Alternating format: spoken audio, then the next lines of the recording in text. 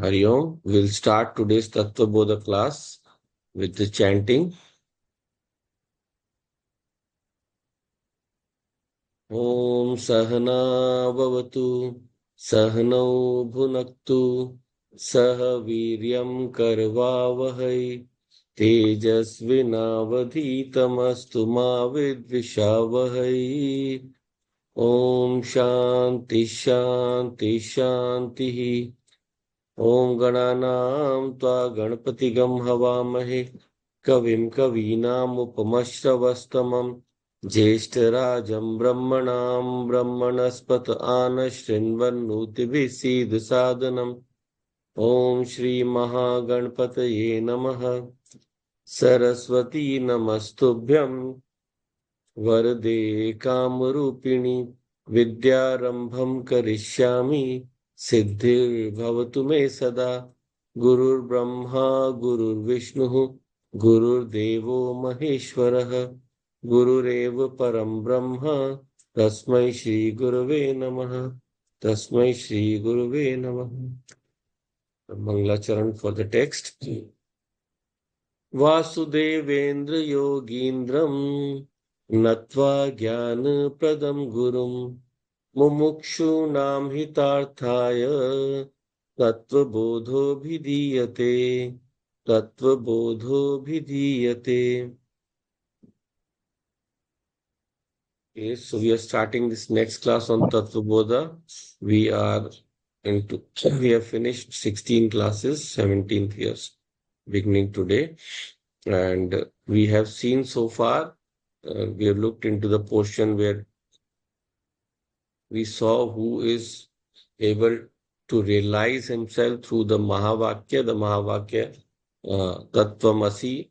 And of course, there are so many others, but this is the one that was taken for analysis because this one is the most common Mahavakya. What is a Mahavakya? It is a spiritual, it's a scriptural statement denoting the oneness of the individual and the total. Jivatma, Paramatma, Ekyam.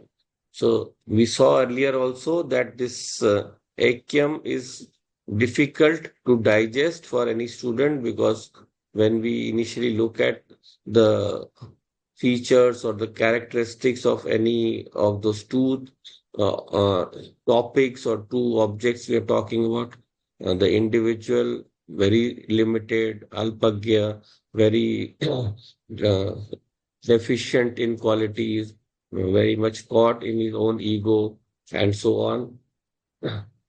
Sahankarasya, whereas Ishvara being the one with all the highest quality.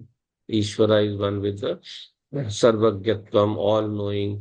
He is Nirahankarasya, no ego at all, and so on. So all these qualities seem very, or you can say diagonally opposite, right? Whatever the Jiva is, the Ishvara is way more than that individual. So when we have seen this Ekyam, this Ekyam is depicted by what we saw the Sahank statement by the student that he says it is difficult for me to accept. Nanu sahankarasya kinchityasya jivasya nirankarasya sarvagyasya ishwarasya तत्वम असि इति महावाक्यात् कथम भेद बुद्धि स्यात् उभयोः विरुद्ध धर्माक्रांतत्वात् विरुद्ध धर्माक्रांतत्वात् इति चेत्. So this Jiva and Ishvara, they both have such diagonally opposite qualities. How do I accept this? The one with ahankar, the one with less knowledge, that Jiva, how do I compare to that Ishvara? So as we saw in the equation, any equation it cannot be 8 is equal to 8 or 2 is equal to 2. The equation must always have obviously differing quantities. Otherwise, the equation is not required, right? And if the quantities don't match, if 8 is equal to 9, that we cannot prove, right? So that will not be called an equation. So in an equation, there will be evident difference, but there will be really equality. So like 2 plus 5 is equal to 7 or 3 is equal to 3 plus 4. So that is an equation. So like if we can increase the numbers on one side to make it closer to what we conceive of Ishvara. So like we say 100 by 50 plus 1. So that will be equal to 3 when you evaluate, but it looks a different figure. And then similarly, we write is equal to 3 minus 4 minus 1. So that also is 3. So both way on both sides of the equation, we have different numbers. We even have different symbols. No? One side plus, one side minus. It can be multiplication, division, anything. So when we look at any equation, or the obvious difference is there, but actually they are equal. So here, how do we realize what is the only way that it is possible? The only way it is possible is if we can remove the distortions. So what are the distortions?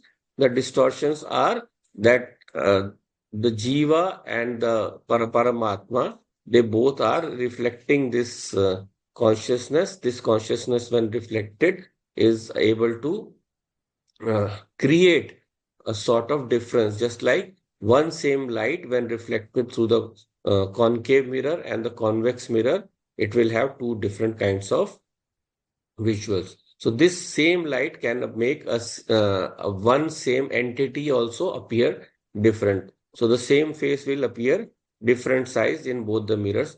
So similarly, the reflecting medium called the body, that is the jiva, the we have seen that jiva we can divide into three parts: Sthul, Sukshma, and Karan Sharir. And so we gave a different name to all those three consciousnesses. So reflected of those three surfaces. So the three sharirams we can call the reflecting mediums, and the consciousness reflecting of that is the three reflected consciousness. We named them RC1, RC2, RC3, and the reflecting medium we named as RM1, RM2, RM3. So here the key point is what? There is a way of analyzing a statement like this where we use two kinds of words. That is the Vachyartha and the Lakshyartha. So as we saw there in the last class also, that Vachyartha represents the direct meaning of a word, right? Direct meaning of a word. While Lakshyartha represents the indicated meaning of a word. So in Lakshyartha, we can say something partially can be represented. Like we saw, if I say I am writing, so if I say I am writing, actually my hand is writing, but I don't say my hand backed by my mind, backed by my consciousness is writing. So that is not possible there.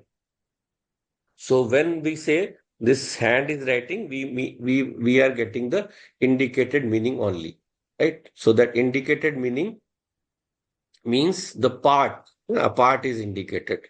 So in this way, when we look at the Lakshyartha, then we see it can indicate something that is not the whole, right? So the same way, when we are using this same technique in the case of the Lakshyartha and the Vachyartha for the Ishvara and the Jiva. For the Jiva, we just separate the reflecting medium. The reflecting medium is merely a distortion. It is a reflection. It is not the real entity. So we separate the reflecting medium, which is the three Sharira, and what is left is the pure original consciousness, right? And that original consciousness is infinite, unbounded, unlimited, not not controlled or not within the sphere or domain of time. वो समय से सीमित नहीं है. It's not limited by time. It is not also limited by space. It is not limited by object. Right? It is an object independent consciousness. So this same consciousness now we uh, discover in Ishvara. So in Ishvara also we see that that same consciousness is available independent of Ishvara's three Shariram. So what are the three Shariram? The Sthul Prapancha, the whole gross universe, and then the Sukshma Prapancha, the subtle universe, and then the Karan Prapancha, the causal universe. So all these indicate together form the Paramatma, the total level of the individual, total level of the universe. So God, the holder of the whole universe, that is a total Paramatma.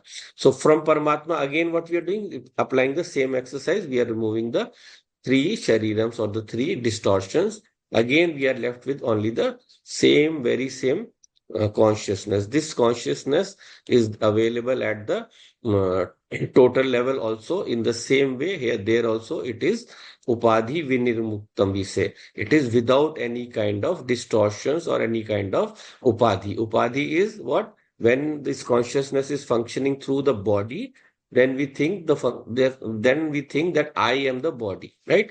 But what am I? I am pure consciousness. This consciousness means I am the seer or I am the observer. What does that mean? That means that the observer is witnessing even the scene that I'm witnessing, that is projection. So even that scene is also me only. So there is actually no seer or seen.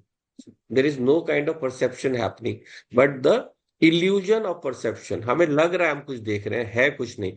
So we are seeing the whole universe as a projection of my own self, my own uh, my own Maya or power, Maya Shakti is manifesting this universe. So when I see this equation, I have to be very, very careful. We are not saying that Jiva is equal to Ishvara. Remember that. So that is why a lot of people say, I am God.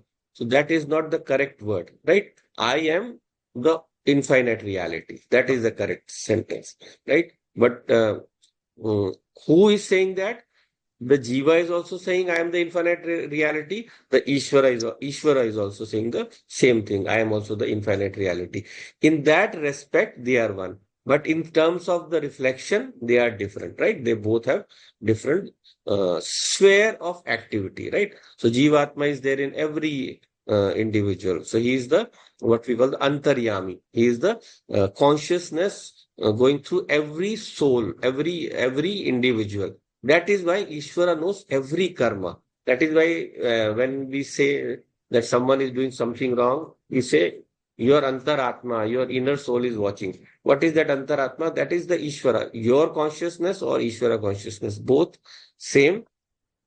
So Ishvara is able to see your consciousness, see all your actions or even intents, even what you are thinking. Sometimes even the subtlest of thought, whatever is appearing in your mind, that can damage or tarnish your the cleanliness or purity of your mind, right? So for us to experience this level of knowledge, we have to slowly move upwards in the gunas. We say that upwards in the gunas. Upward in the gunas means what? I have to move from tamas to rajas and rajas to sattva. When my mind is filled with sattva, pureness, purity, then only this knowledge that I learned now, it sticks in my mind. Otherwise, what happens? I have learned something, so I think that I know it, but when I go out of class, I forget again. Right? So just like there was a guru, he was teaching all his students about this self knowledge. At the end, he asked, "Have you all learned? Are you sure?" They all said, "Sure." Then he said, "Okay, go back into the world, enjoy your day, and come back again tomorrow." Right? So when the students went away, next day they came back. He asked him, "Yes, what all did you do?" They told them all their activities. He said, Were you angry?" Yes, they told him incidents about his angry, about them being angry, about all kinds of desires that they thought of or manifested during the day. So then he said, "You have just heard the knowledge. You have not assimilated the knowledge. Now, if after this knowledge you are again having the same desires and the same kind of wrong feelings, then that means you are still not able to hold on to this knowledge, right? This knowledge is still not, it has not become your knowledge. So until it becomes, we have to keep on practicing. So that practice has to come. only through what we call tapasya, right? Holding on to the thought, practicing the meditation, watching ourselves in action whenever we are doing it, whatever we are doing, then only through tapasya, this gyan, this knowledge, it becomes firm in my mind, right? And the second point we always have to remind, the besides the tapasya, we have to remember that this self knowledge that we have learned, we have to remember that it is I who am being talked about, right? It's not something else, right? So if it is being said that I am, if the Atma is infinite, Atma is all consciousness, Atma is all existence. That means I am all consciousness. So I have to remember that always. We usually forget that. We think we are reading about some remote object, some Brahman who's sitting somewhere in some loka or some universe. So that is why we are not able to fully grasp that thing, because we feel, how can I be Brahman until I know everything, until I'm able to reach into every part of the universe and know everything. No, that is not the concept. My consciousness is without any kind of limitation of knowledge, right? So wherever I go, I can gain that knowledge. That is the concept. So wherever I am limited by my sense organs, but that does not mean my consciousness doesn't have the capacity to know. Wherever I travel or wherever my sense organs reach, I can definitely know that thing. And even if I don't know, I know that I don't know. So that knowledge is always there, right? So that knowledge means that my consciousness is still pervading that object about which full details of me are not available to my sense organs, right? And then, of course, once we are firm in this knowledge, then the ego or the ahankara does not rise. So anytime we are interacting in the world, anyone criticizes us, we are quick to jump back. Oh, मैंने तो नहीं किया. I have not done this. I have not done that. We don't need to defend our actions every time, right?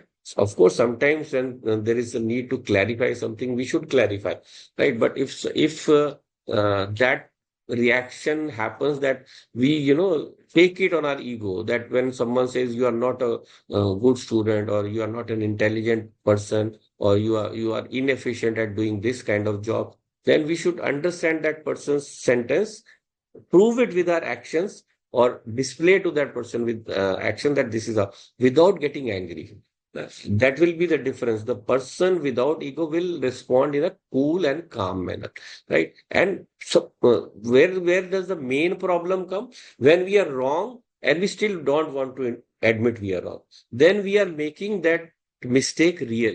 Whatever was not even there, we are making that mistake real. We are giving reality to that mistake. So till we can take away the reality of the from that mistake, for that what we have to do is learn to suppress our ego, because there is no point in letting the ego take over. Because what is the ego doing? It is getting me more and more attached to this body or to this entity, this jiva that is functioning through this body, right? The Sukshma Sharir and the Karan Sharir. So in this manner, the person of realization uh, gets to know of himself as Atma. So what is the person of realization? How do we express him? So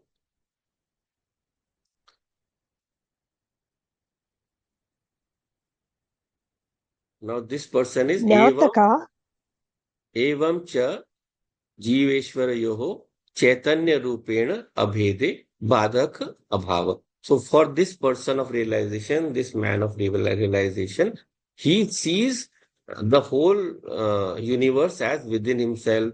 He sees himself as consciousness only, chaitanya rupena. And Jiveshwarayoho, he sees the equality or the union or the oneness between Jiva and Ishvara as the oneness of consciousness, right? You can add existence, consciousness, bliss to this.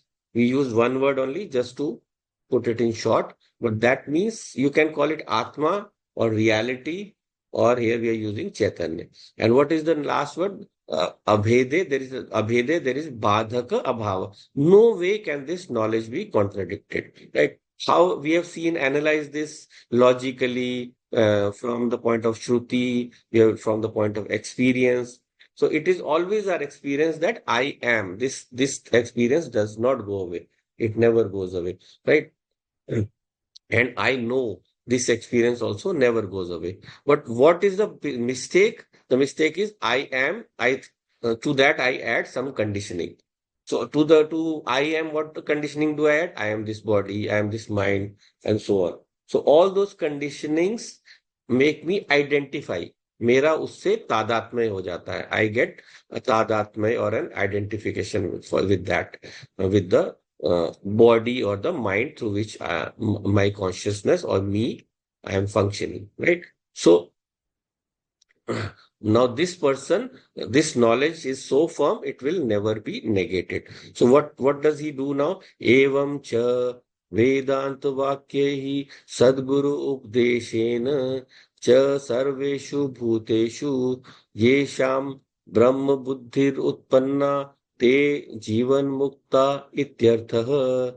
So this person, he has listened to the Vedant Vakya, all the statements of the Upanishads. So much is his thirst for knowledge. He explores all the different spiritual texts, the Upanishads and the Vedas and all of them, and through that he goes also to the Sadguru Updeshena. So the Guru is able to teach him, the Guru is able to guide him, because whenever we try to study a subject on our own, whenever we try to read on our own, our knowledge or our understanding may be deficient, right? So Sadguru has learned from his Guru only, he has learned from someone else.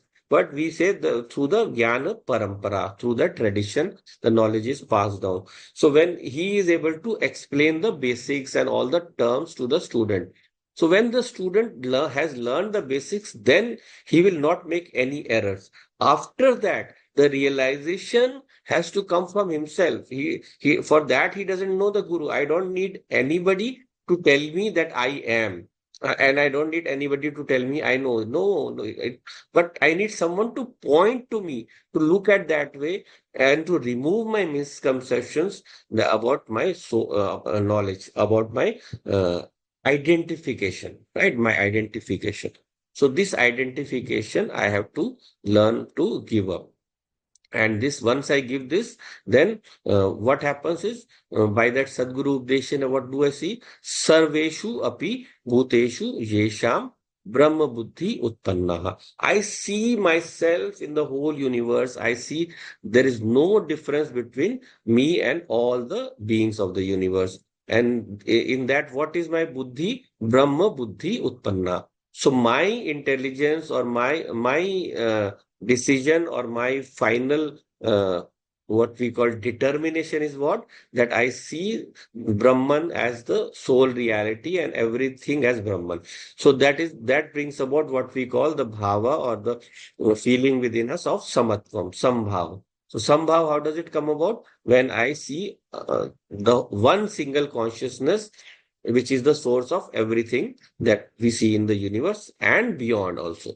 It is the consciousness is not limited by this one universe or the countless universes that it manifests. So these universes are all a very small or limited part of what the uh, capacity or capability or the power to manifest of the Atma is. Right? So Atma can manifest countless universes.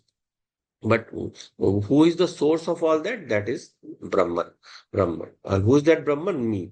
Aham Brahm Asmi. That is another Mahavakya. Aham Brahmasmi. So that person, what happens is, he has this Brahma Buddhi. So this Brahma Buddhi, because of that, he is called, he becomes a Jivan Mukta. He is liberated in life. So that liberated person, what is the difference between him and the common person? Common person is afraid all the time, right? He is caught in his fears. So in this fears, he develops what we call a desire to be alive, which is part of his own nature. He doesn't realize that.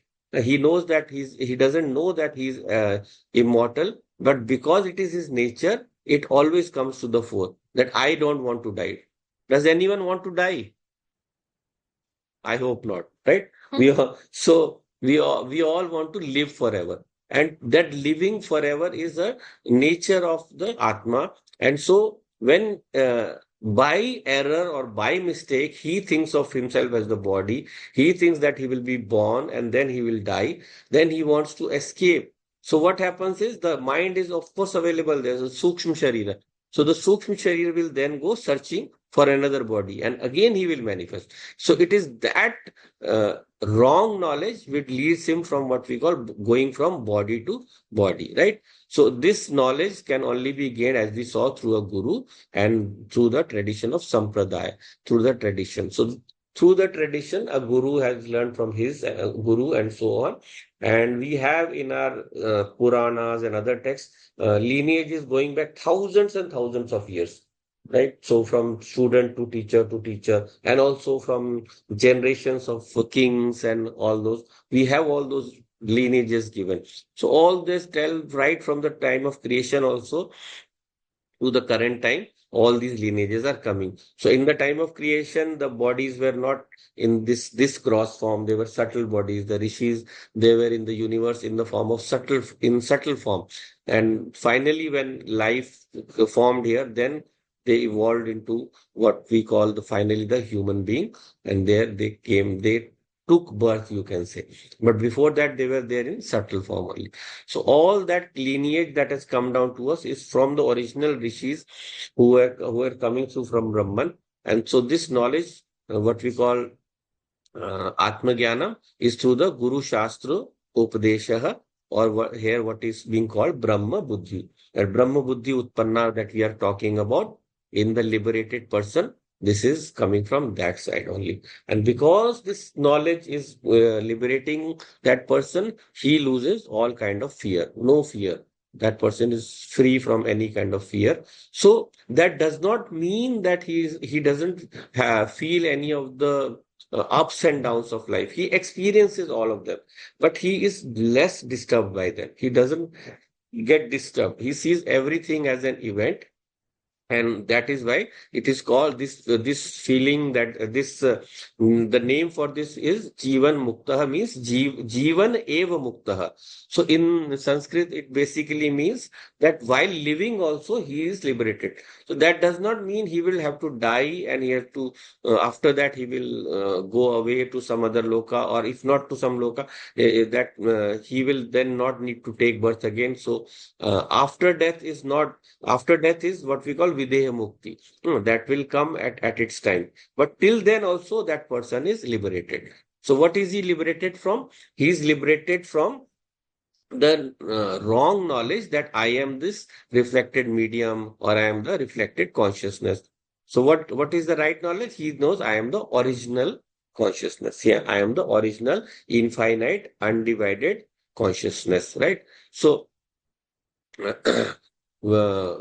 for a common person, he is in sleep, so he doesn't know that he what his nature is. So when he wakes up, then he knows that yes, I am this person and so and so. He even forgets his name during sleep, or even takes some fictional name. Similarly, when that liberated person wakes up from this samsara, it is another awakening. It is a higher awakening. In that higher awakening, he gives up all identifications to this current world, right? So this, when the seed of mortality is gone, then all the other insecurities that are related to this seed, like raga, dvesha, kama, krodha, moha, lobha, mada, matsarya, asuya, all of these, they go away because all those come from the basic fear of mortality. I am a mortal being, right? So I am a mortal being, so I need someone to help me, to support me. So for that, I need someone to be near me, or there is someone giving me trouble. I need that person to go away from me. So raga and dvesha will come. I desire some objects, kama. I something has been taken away from me, something that I deserved or I wanted to have, krodha, and so on. So all of these problems, each and every problem, they are related to that basic fear of my being a limited being. So that is why I try to obtain objects to complete myself, right? Attaining of an object is like an act of completing myself. Something was missing from my life, right? But what about the Jivan Muktaha? He knows that nothing is missing. He knows everything is within him. Everything is within his reach. So for that Jivan Muktaha, the liberated person, there is no desire left. There is no such chasing after objects. The chasing of after objects goes away. So then, what does the next stage come? How does he look at this?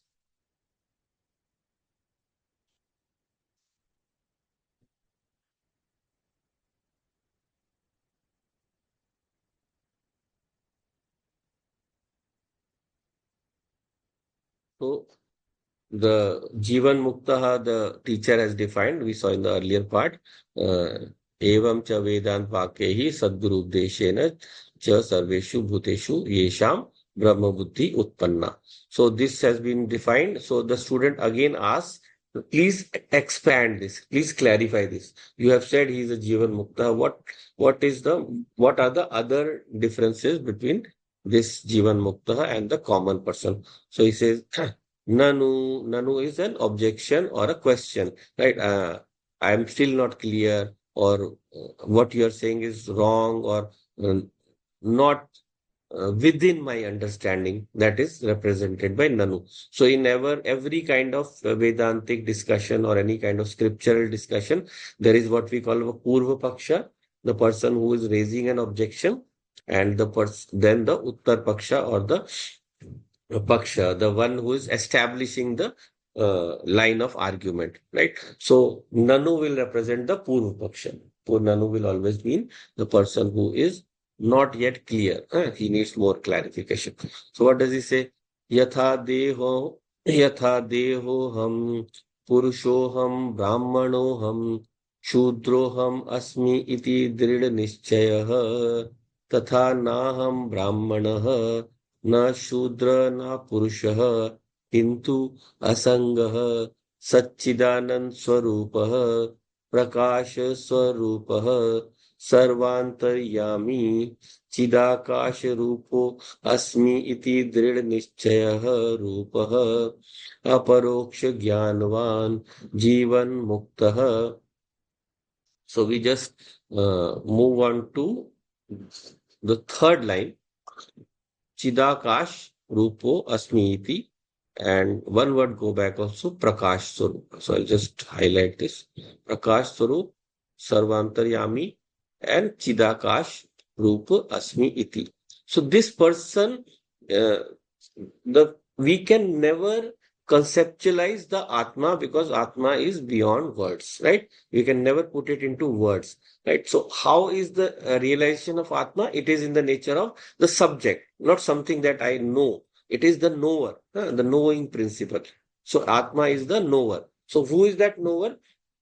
The closest approximation we can give to that is in terms of two very universal principles, which are very, very subtle. What are the two? Chidakash Rupo Asmiti. So Chidakash is the Akasha that is within us, that is the mind, right? So that you can also stretch to the normal Akash. So space is very close, the one of the closest is representation of Atma. And second is Prakash Rupa, light, right? So light is also there. So in a sense, the Atma is also a light. We have to very carefully remember, ये आत्मा ही एक प्रकाश है जिसके द्वारा सब जाना जाता है. This soul is the light through which everything is known. Without the soul, nothing can be known, right? So in a way, it is a light, prakasha. So wherever anything needs to be known, then you have to throw a light on it. Without light, you cannot know. Otherwise, it will be dark. You cannot know. Similarly, our sense organs also, they are like a light. Right, so that light, when it falls on any Vishaya or sense objects, that Vishaya is known by that object. So that is why the sense organs illuminate every sense object. So what is the sense object of the ear? Karna, of the Shrotraha? That is sound. Shabdaha. So Shabdaha is illuminated by the ear, right? The ear is illuminating. So then similarly, for the chakshuhu, what is the what we call sense object? The sense object is form or color. Without eyes, form or color cannot be known. Similarly, for all the five Gyanendriyas, all the five Gyanendriyas, you can know their different sense objects only through that particular sense organ. So that sense organ is illuminating the that certain sense object. So that sense object once being known, that has to be totally illuminated by the light of that Gyanendriya, the light of that sense organ. Right. So once this prakash is used and then chidakash is used, these two are very close approximations of this atma. And then when this atma is being described, then this prakash rupaha sarvantaryami, all this we will be able to understand. How? So this Prakash Rup Atma is doing what? This is giving us knowledge. So in the Veda, when we look at the words used for this knowledge, that word is used is the word that is used there is go, go or cow. So cow there means light. That is why a lot of people confuse in the Veda. They are talking. What are they talking about? They are talking about grazing cows and all that. So that is not the way. Through very powerful symbolic imagery, the Veda is able to convey to you the inner aspect of our soul, right? So there the cow is represented as light. So that is the consciousness or the knowing power or the illuminating power. There that is the cow. So that is the primary meaning of their go.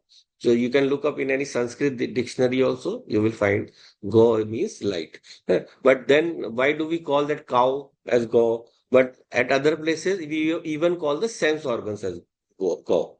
So the sense organs are also represented by go because they also illuminate. They also illuminate the sense objects. So when these sense objects are illuminated, then this in that sense the sense organs are also called go. In the second, that is the secondary meaning. And you can say the third or the tertiary meaning is the cow because the cow is white. So white is the color of light, or you can say light gives you whiteness. So because of that, cow is also called go, right? So there the meaning go, in certain sense, of course, when you're deriving the karmic meaning of a verse, then it can be cow.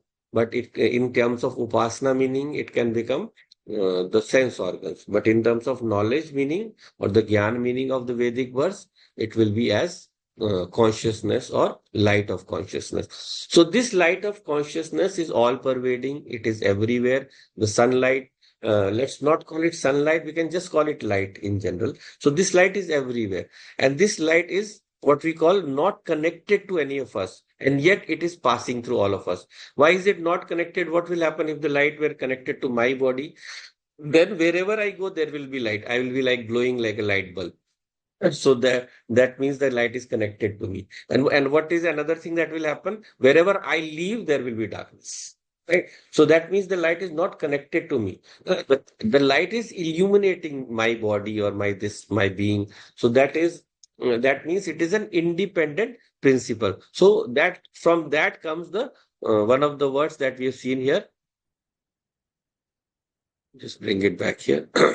So we have seen here that this light he is seeing is as asanga. So this word in the second line, sanga, unattached, unattached. Same thing you can apply with the akash also.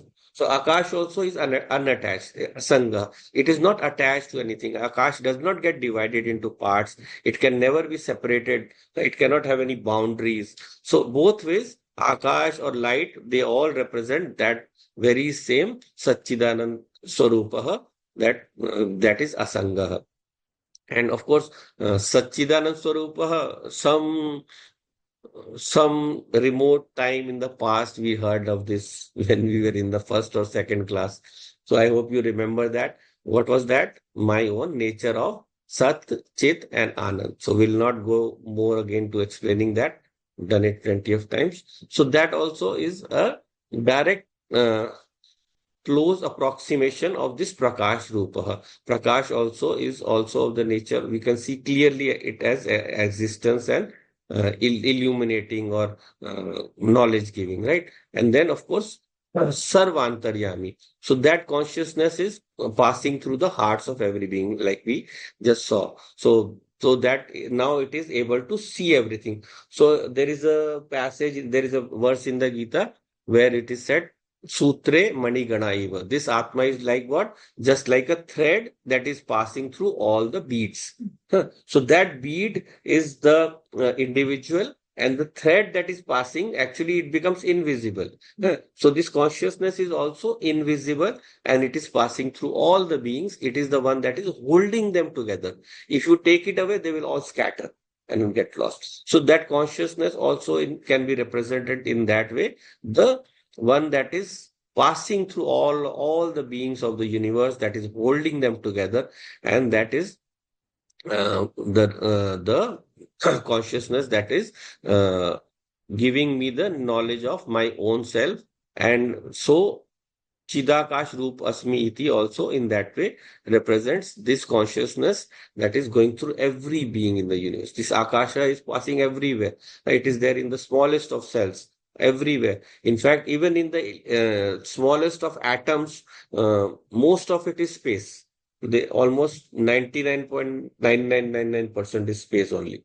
Very small part. The nucleus is a very, very small part of the atom. And so, what does this person have? He has a drid nischaya rupa. He has very firm knowledge that this knowledge that is being talked about, it is about me, right? So now we come to the identification. So he loses all kind of identifications. For the normal person, what is his identification? Yatha deho ham. So deho ham represents identification with the body. So that identification is the strongest one. So he has to give up all identifications of uh, being in any kind of body. And then Purushoham. So Purusha, Stri, you can take both. It is a gender identification. So we have to give up all our identifications of gender. I do not have any gender. I am beyond any gender. And then Brahmanoham, Shudroham. So that represents all the different uh,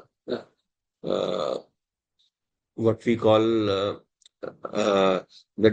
all Brahman, Shudra, Kshatriya, and Vaishya, they all represent the four strata of society according to the qualities a person has. So I am not divided by my mental inclinations, right? So that we'll discuss about the mental inclinations in the part on karma. But because all of us have different varying levels of sattva, rajas, and tamas, we get classified into this. Varna Vyavastha, with which Varna Vyavastha decides my mental inclination, and in turn that Varna Vyavastha will fix my what we call Swadharma, my duty in life. According to my qualities, according to the Sattva and Rajas and Tamas I have, I will be allocated a duty in society as a Brahman, Kshatriya, Shudra, Vaishya, and I will be given different duties. And doing those duties is going to be important for me. If I don't do that, I am committing a sin against society. So with this Drid Nischaya, what does the Drid Nischaya give that person? Na ham Brahmana, na Shudra, na Purusha. So he is giving up all those identifications. For the common person, the identification is there. For this person, there is no identification of any sort. And then he becomes aparoksha jnanavan. So this is a very deep word, aparoksha jnanavan. So to understand this, if you just look at it in the sense of how we perceive things. So whenever we perceive something that is very near to us, हमारे सामने पड़ा हुआ है कुछ भी, so that is what we call pratyaksha. We can touch it, we can feel it, our sense organs can envelop it, and we can experience all its properties. So that is called something that is pratyaksha. Pratyaksha, prati aksha, just right in front of my eyes. So that is pratyaksha. So that is object that is nearby and easy to be known for me. Then what is the opposite of pratyaksha? That is what we call paroksha. Paroksha is something very, very far away. I can maybe see it from far or I can visualize it from far. Sometimes I cannot even see it. I can just mentally imagine it. That object is called paroksha, very far. So I can see the sun, but I cannot touch, feel, or all that. So all those objects that are very far from our sphere of experience, हमारे जानने के सामर्थ्य से परे है. जो the objects that are, I can know them, but my sense organs are not reaching out to them, or my body is so far from them, I cannot properly experience them. So that is called paroksha. So near and far. But what about the third one? Aparoksha. Aparoksha is opposite of paroksha. That means not something near, not something far, but my own self. Aparoksha is something that I don't need to any medium to know. That is aparoksha. Aparoksha, so my own nature. I exist. I don't need any nature, anyone to tell me. So that is, in fact, you can say the closest to me, right? So when we say tvam in Sanskrit, that means you. So that is for someone far away, right? And then we say sa, some that person. So that is very, very far away. So tvam is someone in front of me. So he's pratyaksha. Sa is someone far away. We are talking about a third person who is very, very far away, right? So that person is there. So tvam and sa represent that distance, but aham or I represent aparoksh. Aparoksh. I represents that aparoksh jnanvan. So this aparoksh is a very firm conviction for the person of knowledge. He knows I alone am, nothing else is. I am the Atma. So his focus is away from all the objects. In fact, all the objects also he considers within himself only as non-separate from himself. So this person of realization is called the Jivan Mukta. So he has given up all these identifications. And then further, what happens to this person?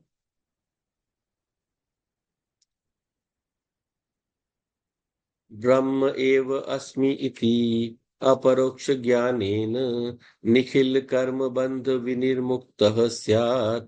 So this person with the very firm knowledge that Brahma eva aham asmi. So he is very firm in his knowledge that I alone am that Brahman, I am that Brahman, and this iti aparoksha jnanena. Why this aparoksha jnana? By this knowledge of the self, nikhil karma bandh vinirmuktah syat.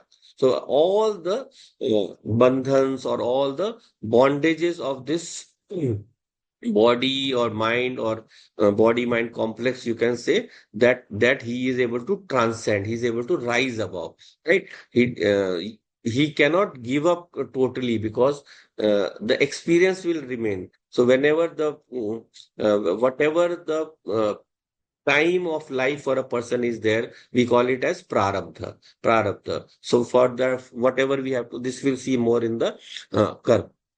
Nikhil means all. Nikhil karma bandhan. Uh, all the bondages of karma he will give up. So this he will expand later on, right? So this aparoksh jnanvan person, now he is able to then separate or sever himself from all the bondages of karma, right? What is binding? What does karma do? Karma binds the mind and the body. Right? Karma says, I am the doer. So when I say I am the doer, then I do some activity. From that activity, I get some kind of result or phalam. I get a fruit.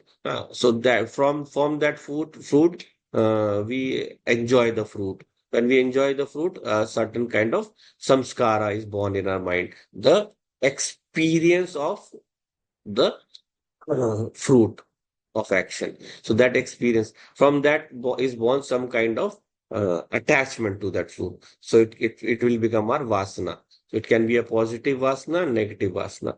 And then again, I want to experience that. So again, I will do karma. So this cycle also we'll see later. Huh? So in this way, I keep going into this cycle. And because of that, this person is always The liberated person never gets trapped, but the common person, he gets trapped in this. And so because of this, the liberated person is able to give up all his identifications, as opposed to the common person who is caught in this. So he sees himself as infinite consciousness, right? So there is a temple in the south, it is called the Chidambaram Rahasyam. So there is no deity there. So only Akash. So that is there, Shiva is represented by Akash, or the space principle. So that represents the nature of the Atma, in a way that this Atma is infinite. So there is so much of in our temples also that show us the representation of my own self as Atma, and this Atma is infinite. All of these are representations in our what we call the murtis, or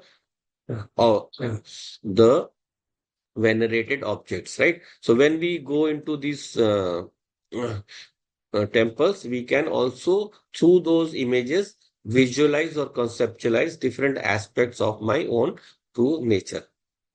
So this now this when he's seeing himself as Akasha, then he's moving out of all of these boundaries, right? So he's giving up all those what we saw, the identifications, Brahman, Kshatriya, Shudra, and so on. So when this person is freed from that, he what we call what we said in the beginning of the text, that what will happen when this knowledge comes to me, then this knowledge will remove all my doubts and curiosities. So there were different five different factors that we saw. One of them we saw was jigyasa nivritti. So all the questions that we had earlier, they are now answered, right? So who am I? Where do I come from? Where do I go? Why am I born? What is God? Is there a God? If there is a God, does he exist? What is the world? And so on. So all of these we can see now. Who am I is answered. I am the Atma. From where do I come? I don't come from anywhere. Because of ignorance, I think that I come here. The question itself is wrong. A lot of the questions that we think we have about the world, the questions themselves are wrong, because I am not born, right? This world is appearing because of my ignorance. So that way. So in this way, we understand also the concept of God. So all the questions that I had before the starting of the text, they are all cleared out. And so for that, same thing for the Jnani. So his curiosity has been his thirst has been quenched. So then what happens next? He has what we call Vidyanand Prapti. Usko ज्ञान का आनंद मिलता है. He gets, because of this knowledge, he is able to leave all his emotional problems. Because of all the emotional problems, where do they come from? The emotional problems, they come from feeling of limitation. So this limitation, once it has gone away, then we enjoy a very calm inner peace. So that is called the Vidya Ananda. And then thirdly, we saw what was Karpanya Dosh Nivritti. So Karpanya, Deenata, freedom from desperation. So this also is a phala of this for this liberated person. He has no kind of dependence now, right? Any kind of problems comes up, his permanent backup supply, power supply is Atma. He has no other source to depend on. Everything is there available for himself also. And this person then becomes what we call capable of handling the shocks. So Aghat Nivritti. So Aghat Nivritti comes easily to him. He has freedom from shock, freedom from trauma. He doesn't get disturbed by all the events of the world. So this self-knowledge we call is a very great shock absorber.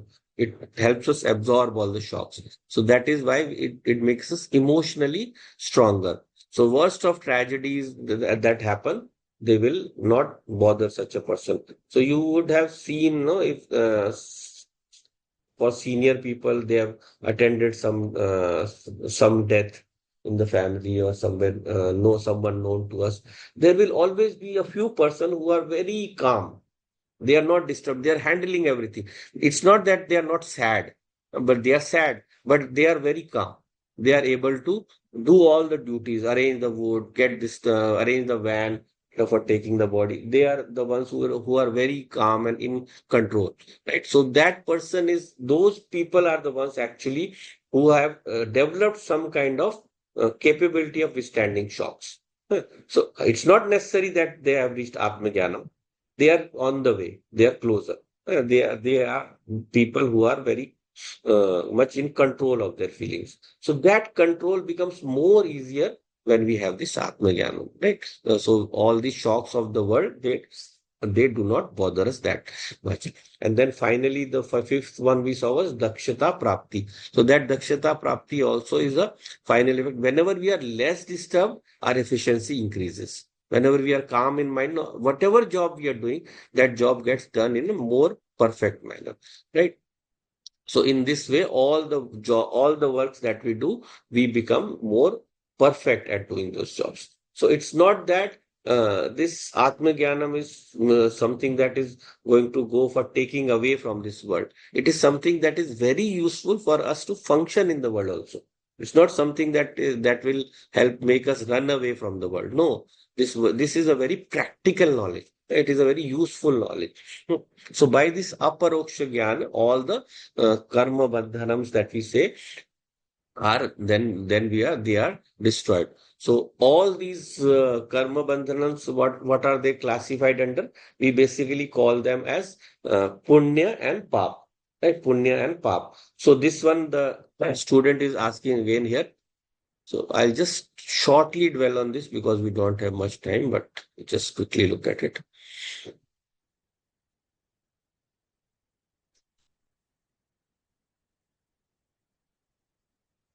So कर्माणि कति विधानि सन्ति इति चेत् आगामि संचित प्रारब्ध भेदेन त्रिविधानि सन्ति. So the student is a very intelligent student. He is looking at every sentence that is being said, and then any word that comes up that he is not sure about or that has not come about so far, he picks up that word and he asks a question. So what was the sentence? Brahma eva aham asmi iti aparoksha jnanena nikhil karma bandhan vinirmukta. So nikhil karma bandhan, all his karma bandhan, they are destroyed or he is liberated from them.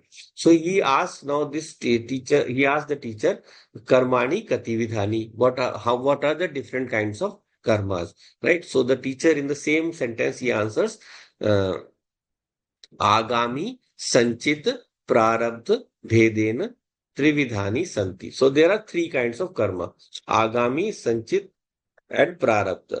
Right? So out of all these three kinds of karmas, uh, first, if we can get a small or slight understanding of the basis behind these karmas, we have to remember whatever we do in our life, if we do a good deed, we say we incur some punya. And if we do some bad deed, we get a papam. So what does this mean? This means that whenever we do something good, we will get something back from the universe, which will smoothen our journey in life or bring us favorable circumstances. That is why for Atma Jnanam also we do all these sadhanas. What is the sadhana doing? Sadhana is not giving you knowledge, but it is clearing the obstacles. If your punya is not there, no, you will not be able to go to the class also. There will be some work that will come up. There will be some obstacle that will come up. There will be some person who will keep on criticizing you, and you will give up midway. क्या तुम ये लगे रहते हो ये सब सारे के सारे ये पढ़ने लिखने में why are you just absorbed in all these? Why don't you do some work? Why don't you do something useful? Someone will always be criticizing you because they don't realize that this knowledge is not about running away. This knowledge is about being more efficient or practical in the world. So that punyam has to be there. So you have to first serve your parents, serve the people around you, help everyone around you. Then only they will cease to be an obstacle in your path, right? So you have to do your swadharma, your duty. So without doing that duty, you will not have enough punya to function in this world. So all these punya and papam, we say they are responsible for a rebirth. because of them we take birth, because whenever we do an action, we are suffering, will have some kind of fruit. So that falls from the universal law of what we call the law of cause and effect. We'll look more at this. So whenever we do something, that is a cause. So for every cause there has to be an effect. But what happens is, for all the causes the effect might not come immediately, right? So if we plant a banana tree, in a few days it will grow up very fast. If we plant a papaya tree, it will take maybe a month or so. If we plant a coconut tree, it will take maybe 5, 6 years. Right. So every tree, everything in the universe, every activity, it takes some time. Right. So that is why all our karmas, they will mature at some time or the other. And when this maturity happens, that then we are able to experience the karma phala. वो कर्म का फल हमें मिलता है. So that is sometimes not available even in this body or in this life, right? So that life is not sufficient for us. One life is not sufficient for us to experience all our karma phalams. So that is the basis of this division, or the three kinds of karmas that we call the uh, three kinds of karmas, uh, prarabdha, sanchit, and agami, right? So these three kinds of karmas, what are they? Just the three kinds of karmas, agami, sanchit, prarabdha. So first we look at sanchit. Sanchit is the karmas, all the karmas that we have done in all our previous births. So that is infinite number of karmas. All of these are available to us in the form of vasanas, in our current sharir, and in the form of samskaras or impressions in our sukshma sharir or in our chitta. So in our chitta, there are impressions of every action that we have done. So because of that, we are going to have some kind of experience in our life. So karma phalam is not just going to bring about an apple in front of me. It's not necessarily a fruit. It means something, some kind of object. It can be some kind of situation also. So it can bring some kind of thing that I need, or it can be some kind of situation, right? So all the different karmas, they will give us some kind of fruit at some time or the other. All in our infinite previous janmas, we have accumulated so many of them. They are what we call sanchit karma. Out of these, a certain amount of karmas are set aside for a particular janma. That is called our prarabdha. So prarabdha is a variable number. Why? Because when we are allocated this prarabdha, this will include all the experiences that we have to bear in this current body or in our current birth. But then during this birth, we are also doing fresh karmas. So that fresh karma is called agami karma. Agami karma, the ones that we are doing in this current birth. So they will also generate fruit, right? So that is why prarabdha is variable, because some of them will generate fruit in this life itself, right? Something that I've done immediately now, it will give me fruit. So these three karmas, they define the individual and his life, what it will be. So what we'll do in this life or in other life. So we will look at more on this. This is a very deep subject. This will answer all your doubts. The people, they ask this question, no, why this happens to me? Why my mother was such a good person always? Why she suffered so much? So all of this is answered in this theory of karma. Even the scriptures, it is said at many places, understanding this is very difficult. So even Bhishma Pitama, such a knowledgeable person, when he is asked by Draupadi, why this happened to me? So he said, कर्म की गति अति भेदमय है. So this is very deep topic, very difficult to comprehend. So you can understand the concept, but of course you cannot always go back uh, or learn about, the why this happened to you. You cannot go back to that janma where that karma was there. So that is not. Of course, there are people who through sadhana can reach there, but the ones who do that sadhana, they also don't go back because they feel they are why be trapped in the past. Let's move ahead in the future. So karma is also a very beautiful topic, beautiful tool for us to live our life positively ahead, not to live in the past. So that is also one very aspect of karma. So more of that we'll discuss in the next class. So we'll wind up for today.